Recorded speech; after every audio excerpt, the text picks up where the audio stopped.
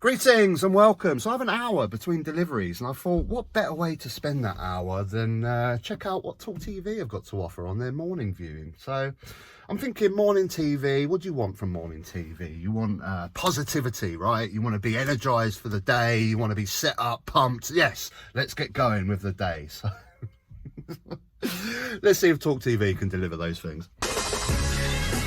Welcome back to Morning Glory, 7:52. I'm Mike Graham. This is, of course, the one place to come where the nation comes to talk. It's the home of common sense. It is Morning Glory, here for four fantastic hours every single day. 4 hours of Mike Graham's Morning Glory. Oh, God, shoot me in the head. At least I've had a bit of humour in the first 2 minutes of watching this. Something tells me this is the only bit of humour that I'm going to get from Talk TV. Of the week, Monday to Friday. We kick off at 6, we close at 10. Julie Hartley-Brewer is going to be here just before that. Em says, morning Mike, laugh, we may at Christmas lights, the trees and markets up and running already, but wait for it, as a couple of weeks in, you will start to see Easter eggs in shops for sale. Well, you will, I know. But, I mean, I don't know, there's something about Christmas that's slightly different. I mean, I don't mind people selling Easter eggs. I don't really mind. I mean, I was at a supermarket at the weekend and they were selling Christmas trees. It's just the idea that a Christmas market is already open and Christmas lights are already going up in town. All right, tick box number 1, moan about Christmas starting too early. I need one of those Talk TV bingo cards or shot drinking games.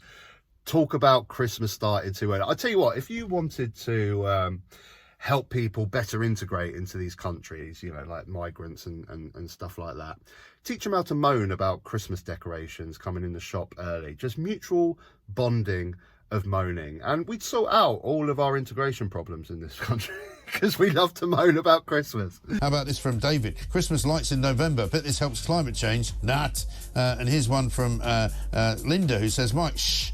Christmas. If this government realises we still enjoy something that can make us smile, they will ban it.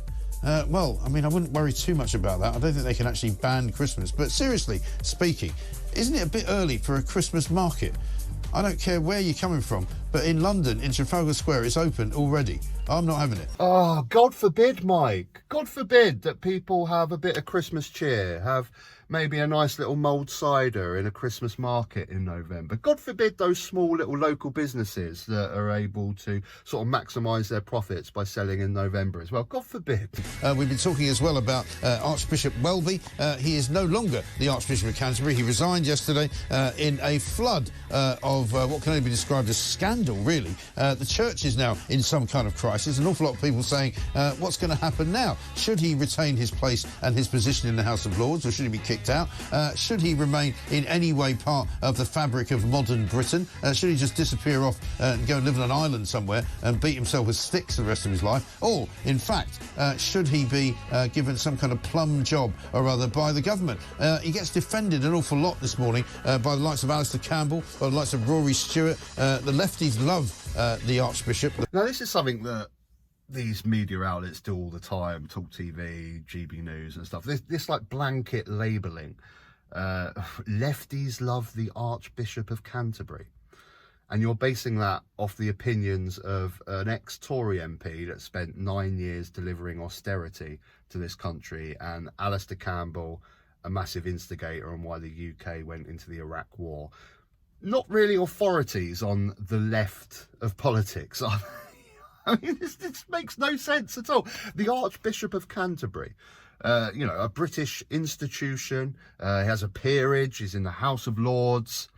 Not generally someone that the left of politics would be defending particularly. I mean, this makes no sense. I mean, I have an issue with this whole left-right classification that we have in this country anyway. I mean, basically, according to Mike Graham, anyone that doesn't agree with him is lefty and a left of politics. And it just annoys me because they're just not fit for purpose anymore. I mean, the left-right political divide is about economics.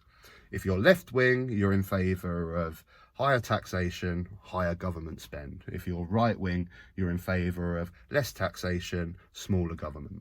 Most other issues are about the social scale, liberal, conservative. If you're conservative, you're maybe a little bit dubious about LGBT stuff and you want tighter immigration. If you're liberal, you're a lot more liberal on stuff like immigration and LGBT. Now, this picture here perfectly sums up what I'm talking about when we talk about British politics. This picture's been circling around social media recently. It's quite amusing. Now Corbyn is obviously an independent. He has to sit over on the other bench with Nigel Farage. And these guys basically just represent what I'm talking about the political scale in the UK. They are the polar opposites. So you have Nigel Farage, who is right-wing economically, wants low taxation, wants more privatisation, especially with the NHS, and he is socially conservative. He wants less immigration, concerned about LGBT stuff. And then you've got Jeremy Corbyn, who is left-wing economically. He wants more taxation, more public spending on public services, and he's socially liberal. He's in favour of immigration, helping refugees, this sort of thing. So when you're talking about defending the Archbishop of Canterbury, that's a conservative position, isn't it? A British institution, someone in the House of Lords, not really left-wing. It's not coming from someone that wants higher taxation and more public spending, is it?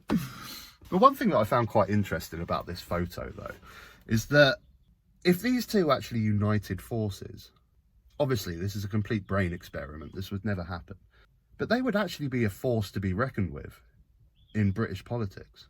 If you had Jeremy Corbyn's economic policy of helping the working class with decent public services, higher pay, but had Nigel Farage's social policies on immigration, on woke, it would actually be a very popular political party that would kind of smash the centrists of Labour and Conservative.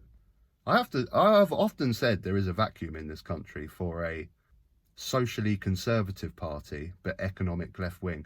You look at all these conservative parties on the fringe, they're all right wing economically. None of them are left wing economically. Now, obviously, this would never happen. These two hate their gut. Like I say, complete brain experiment. But the thing that scares me the most is they most definitely would be a National Socialist Party. Anyway, we're here to watch Talk TV. Let's get back on it. Also, we're going to talk this morning in this hour about NHS managers who are going to be sacked if they fall down the hospital league table. Wes Streeting says that he's going to punish any managers who don't do their jobs properly. Well, heaven forfend. What a good idea. Let's hear from Lisa on that. Hi Mike, it's Lisa from Canterbury. Great show as always. I think we need Elon Musk over here to sort out the NHS. What? No, definitely not. Definitely not. He'd have the place sorted out within a week, because as we know, it doesn't need any money thrown in at all. It just needs somebody who knows what they're doing at the top to sort it all out. See, this is my biggest problem with Talk TV and shows like this, GB News, that instead of getting experts on to talk about these topics, they get Lisa from Camberley. Now, I'm sure Lisa is a perfectly lovely woman. I'm sure she's really sweet and would be very nice to have a conversation with her, but she's not exactly an expert in her field on NHS budgets, is she? And she's still sharing this goddamn myth about spending on the NHS that the Tories have been throwing out for years. The NHS desperately needs more money. It desperately needs more money. And this myth has been thrown out from the Tories for years now, that they're spending more on the NHS. And yes, if you look at physical cash amounts, spending has gone up for the NHS. But the only figure that's actually important is real-time spending. Yes, the cash figure has gone up, but the power of the pound has diminished. Straight after the Brexit referendum, the pound shrunk in value. It's never come back to the same value as before. And then we have Liz Truss, and then we have COVID, and then we have war in Ukraine and inflation. The physical buying power of the NHS budget today is less than what it was in 2010. Okay, the actual cash sum might be higher, but what you can actually physically buy is less. People still churning out this myth that we're spending more on the NHS. And we also spend far less on our health service than most other European countries. Anyway, we're here to watch Talk TV. Let's get back on it. Problem 0344 499 1000. We're also talking about Christmas. For heaven's sake, the Christmas market was open yesterday in Trafalgar Square. Oh, Oh, God, they're back on this again. They can't leave it alone for 2 seconds. They can't leave this topic. I was in an Asda supermarket last week, late at night, and they were piping, we wish you a Merry Christmas. That's ridiculous. Right. Mike, what issue do you have with people just spreading a bit of Christmas cheer in November? Is it really that much of an issue? It's just so depressing. This show is just so depressing. It's just moan after moan after moan. No wonder Brits are so depressed when they wake up and listen to this garbage every single day. But it's not even like it's just talk TV. Even if you hop over to the BBC or something, everything's just so monotone. Boast that they've been not just in one chart-topping band, but two, and had a successful solo career as well. Not many. Paul Heaton has done just that. New album tour on the way now. We'll chat to him in just a moment. Here's some of his new music.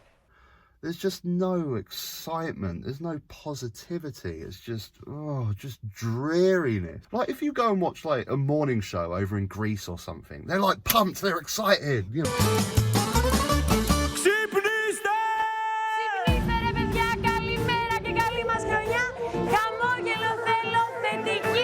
The weather girl comes out and she's excited about the weather. Do you remember back in the 90s? Like people used to wake up to the Big Breakfast. What an amazing show to wake up to. Energised, funny, positivity. Now we wake up to the BBC and Mike Graham moaning constantly. I've done a podcast recently with Ollie Dobson. I'll put the link at the end. I'll put it as the featured video if you want to go check it out. Just about this culture in Britain of just moaning and how we love to moan, and this talk TV, just watching it for, well, I mean, I couldn't even make 10 minutes to be honest. I'm done with it. I'm done with it. I'm not doing it anymore. But it is just miserable. It's just moaning after moaning. And I mentioned earlier about how you bond with other Brits, and it generally does descend into moaning. When you meet someone for the first time, you'll moan, oh God, the traffic getting over here, and then I can park. Yeah, well, it's the bloody council, and they ain't doing enough. Where's all our money going? It's just, more often than not, descends into moaning when you meet someone for the first time. But ironically, it's another thing that I mentioned in the podcast, is if you don't bond with someone with moaning for the first time, it's the opposite. Brits will try and bond with humour. Like usually if I meet someone for the first time, I try and crack a joke within the first 5 minutes, try and make them laugh. It's these two parallels that are so interesting. But that's why we're so good at comedy. Like one of the greatest comedy characters that has ever been invented by a Brit, in my eyes, is Basil Fawlty. And he encompasses everything that we're talking about with talk TV and the moaning, and life is just a hassle and people get in his way, and he's moaning, and he's one of the funniest characters. This is the thing in life. If you're a Brit, hopefully you can be on the side of humour and laughing about these things, or you actually are Basil Fawlty and live that life. I don't know whether you've ever seen an interview with John Cleese where he talks about that character, because that character is based on a real person. That's what makes it so interesting. Actually in a hotel manager in Torquay that he met, and just did not want to help in any way, shape or form. He was a hotel, he'd come over to the desk, be like, yes, what do you want? I was just wondering if I could borrow a pen. Well, what for? I just need to write down this taxi number. Oh, well, give it back afterwards. These people exist and they're all over Britain. And if you're not them, then just laugh at them anyway. I went on a bit of a tangent there, but I can't take any more of that talk TV. That's enough for me for one day. Be positive, folks. If you take anything from this video today, please spend your day with positivity and try and share it with your fellow Brits. Till next time, take care.